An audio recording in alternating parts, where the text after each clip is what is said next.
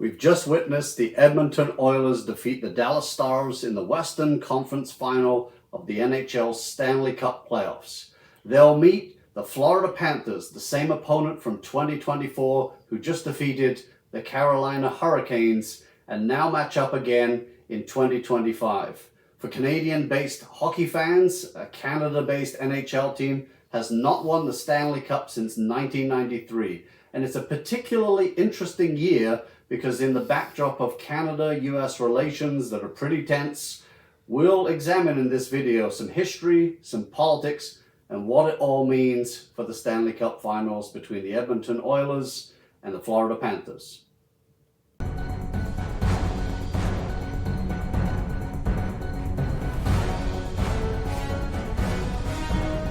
Welcome to the channel at Glendour, where I examine the intersection of sports, politics, and international relations.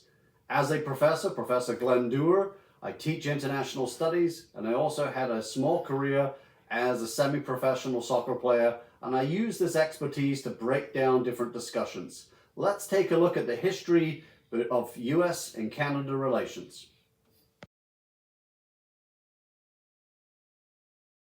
The history between any two countries can be incredibly complex, and the same is true between Canada and the United States. It's worthwhile thinking of them as countries from similar parents.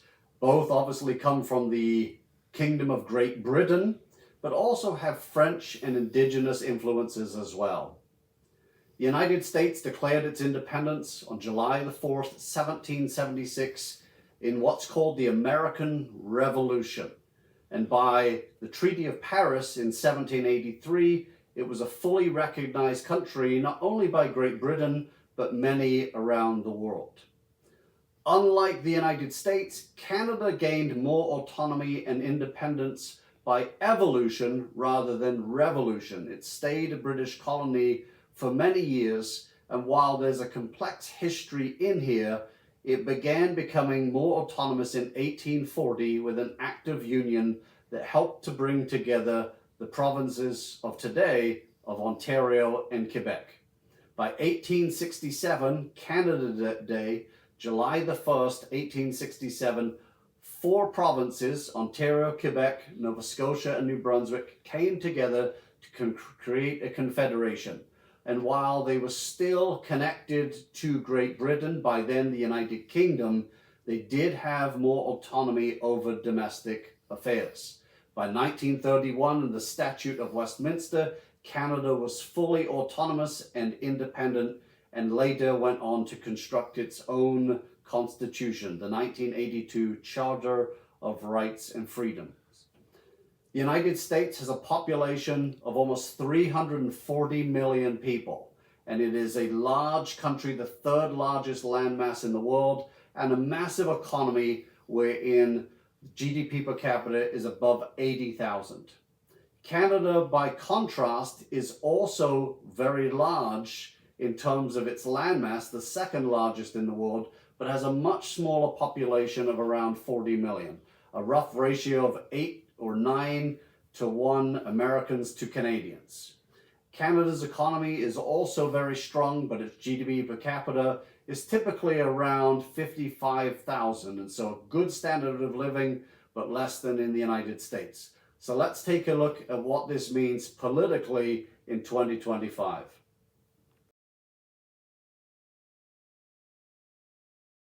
Any relationship between countries can be tense at times, and the one between Canada and the United States is no different. If we look back historically, there have certainly been times of animosity and tension between the two countries. If we think of the War of 1812 as just one example. But in 2024 and 2025, in the backdrop of tariffs, we have to, I think, look at the two political leaders, because a lot of people have different thoughts and opinions on it, but ultimately it's very difficult to get all of those. So let's look at Canada's Prime Minister. Canada's Prime Minister, Mark Carney, became the leader of the Liberal Party in March of 2025, and then won the most recent general election in April of 2025 as well. He has called the tariffs on Canada as an affront to the country and certainly one where the relationship is in a point of disrepair. On the other side, President Donald Trump of the United States was elected again in November of 2024, and he has long been concerned about Canada's lack of NATO spending, usually around 1.3%, well below the expectation under NATO of 2%. And he is looking to create a change in that relationship, as well as many others as well. Again, there's an awful lot in any political tension between leaders, but that's a backdrop of the major ones between Carney and Trump.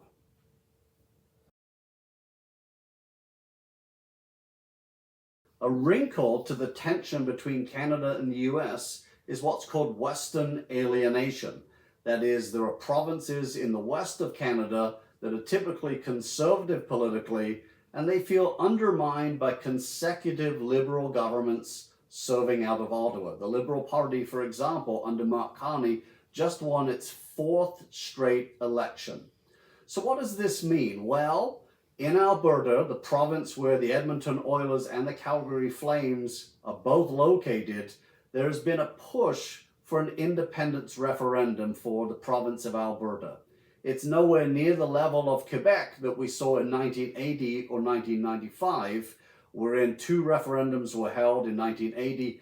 Over 40% voted for Quebec's independence, but in 1995, 49.4% voted. Quebec almost became a country.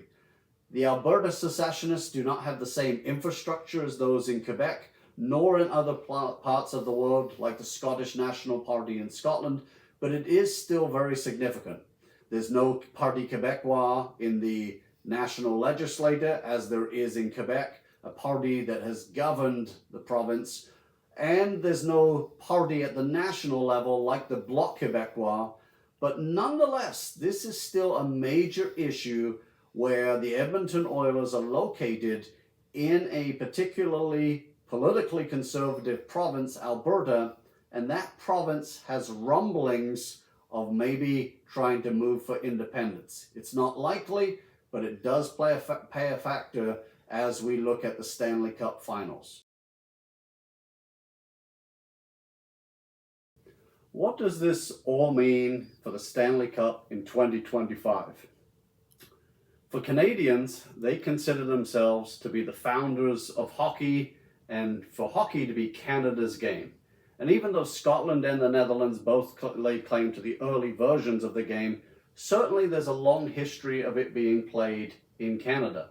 In fact, the Stanley Cup itself goes back to 1892 when it was first awarded, and is the longest standing trophy in all of North America. In fact, Canadian-based NHL teams really dominated the league for many, many years. When there was less than a dozen teams in the early years of the NHL, the Montreal Canadiens and the Toronto Maple Leafs in particular won many of the Stanley Cups. And from 1942 to 1967, the original six era, it was again dominated by those teams. In fact, the Montreal Canadiens have won 27 times, last winning in 1993. The Toronto Maple Leafs 17 times, but they last won in 1967.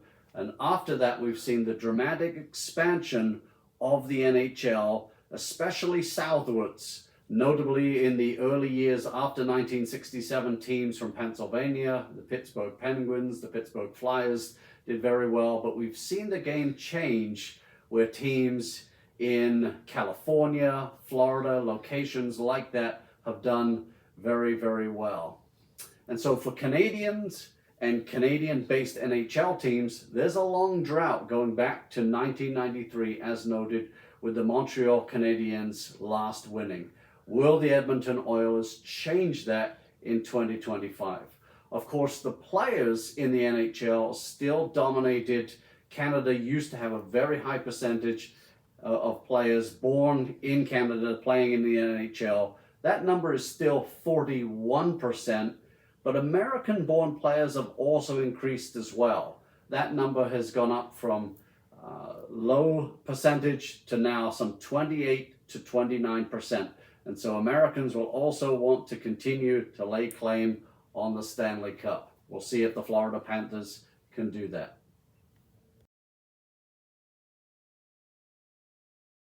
As the puck drops in the opening game of the Stanley Cup Finals, we have a historical and political overview. A tense time between the two countries, one that was marked by the Four Nations competition, wherein, on a rare occasions, Canadians booed the American anthem. And yet, while the United States defeated Canada in the round robin, Canada ultimately emerged victorious in the final. What does this mean for the Stanley Cup? The Edmonton Oilers are well poised to potentially break the streak of losing of 32 years, but the Florida Panthers, the reigning Stanley Cup champions, will want victory.